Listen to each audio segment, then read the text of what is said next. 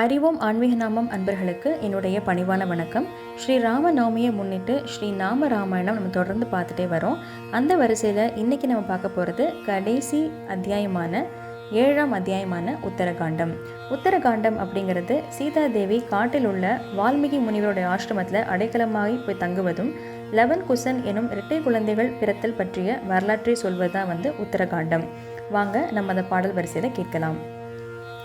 आगत मुनिगण संस्तुतराम विश्रुतदशखण्डोद्भवराम सीतालिङ्घन निवृतराम नीतिसुरक्षितजनपतराम विभीनद्याजितजनगजराम कारितलवणासुरवतराम स्वर्गतसम्भुगसंस्तुतराम स्वधनयकुशलवनन्दितराम अश्वमेधकृतदीक्षितराम कालावेदितसुरपदराम अयोध्यगजन मुक्तिधराम विधिमुखविभूतनन्दकराम तेजोमय निजरूपकराम संसृतिबन्धविमोचकराम धर्मस्थापनतत्परराम भक्तिपरायणमुक्तिधराम सर्वसराशरबालकराम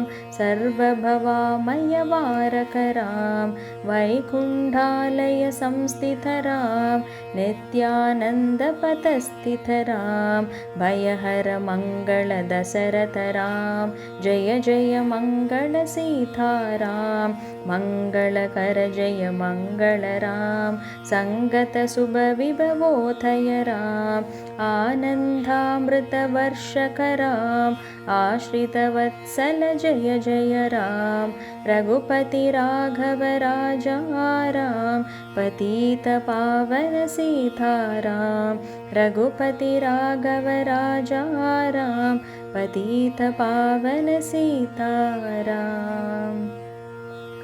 இதோட உத்தரகாண்டம் நிறைவு பெறுகிறது. ஸ்ரீ நாம ராமாயணத்தில் உள்ள 7 அத்தியாயங்களும் ஸ்ரீராமரோட அருளில் நம்ம வெற்றிகரமாக பாடி முடிச்சிட்டோம். இதை பாராயணம் செய்வது மூலமாக 108 வரிகள் இந்த நாம ராமாயணத்தில் இருக்குது. 108 முறை நம்ம ராமருடைய நாம ஜபத்தை சொல்கிறதுக்கு சமமான அருள் நமக்கு கண்டிப்பாக இது கிடைக்கும். அது போக இதை நம்ம பாராயணம் பண்ணுறது மூலமாக ஸ்ரீ நாம ராமாயணம் நம்ம பாராயணம் பண்ணுறது மூலமாக ராமாயணத்தையே பாராயணம் செய்த பலன் நமக்கு நிச்சயமாக கிடைக்கும். மேலும் மற்றொரு பதிவில் நான் உங்களை சந்திக்கிறேன். அதுவரை நன்றி, வணக்கம்.